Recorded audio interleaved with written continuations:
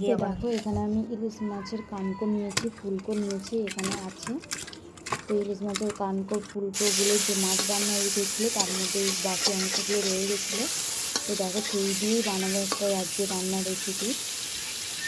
তো দেখো এখানে আমি মাছের মধ্যে এই কানকোগুলোর মধ্যে নুন হলুদ মাখিয়ে এখানে তেলে ভেজে নিয়েছি। তো দেখো এখানে কী কী আমি সবজি নিয়েছি।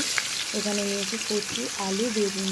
তো দেখো এখানে তেল দিয়েছি, কচু আলু বেগুনটা আমি তুলে দিয়েছি, তেলের মধ্যে ধুয়ে পরিষ্কার করে কেটে নিয়েছি গাঁটি কচু। তো দেখো এখানে তেলের মধ্যে আমি নাড়তে থাকবো। এখানে দিয়ে দিচ্ছি পরিমাণ মতো নুন, পরিমাণ মতো হলুদ গুঁড়ো, আর দিয়ে দেবো এখানে পরিমাণ মতো লঙ্কা গুঁড়ো। তো দেখো এখানে আমি পুঁই শাক কেটে নিয়েছি, আমাদেরই নিজেদের জমিতে চাষ করা পুঁই শাক। তো দেখো এখানে আমরা কেটে পরিষ্কার করে ধুয়ে নিয়েছি। তো দিয়ে দিচ্ছি এর মধ্যে পুঁই শাকটা।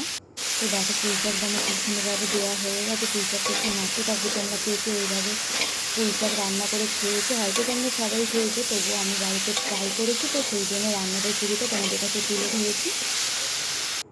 তো দেখো এখানে আমি দিয়ে দিচ্ছি বান্না। এখানে আদা, জিরে, সরষে, ধনে, জিরে, মৌরি সব রকম আছে, আমি মিক্সারে বেটে নিয়েছি। তো দেখো এখানে দিয়ে দিচ্ছি পরিমাণ মতো জল। তো এখানে দেখো আমার ঝোলটা খুব সুন্দরভাবে ফুটে গেছে। এর মধ্যে দিয়ে দিচ্ছি ভেজে রাখা কানকোগুলো। তো একটু ডাল কাটা দিয়ে আমি ঘন্ট করে নেব। তো দেখো এখানে আমি একটু ভেঙে ভেঙে নিচ্ছি সব কিছুগুলো দিয়ে।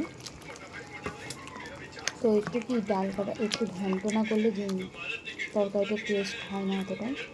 তো দেখো এখানে আমি নিয়েছি ফোড়নে দেওয়ার জন্য, এখানে নিয়েছি 5 ফোড়ন, আর এখানে দিয়ে দিচ্ছি পেঁয়াজ কুচি। তো 5 ফোড়ন আর পেঁয়াজ কুচিটা আমার লাল করে ভাজা হয়ে গেছে।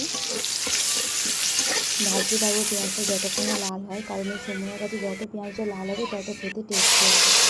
তো দেখো এখানে আমার পেঁয়াজটা লাল করে ভাজা হয়ে গেছে। এর মধ্যে আমি দিয়ে দিয়েছি পুঁই শাকটা। তো দেখো এখানে আমার পুঁই শাকটা খুব সুন্দরভাবে তৈরি হয়ে গেছে। তোমরা চাইলে এভাবে বাড়িতে বানাতে পারো। আর আমার রান্নার ভিডিও তোমাদের কেমন লাগছে কমেন্টে জানাও প্লিজ। চ্যানেলটিকে সাবস্ক্রাইব করে দিও।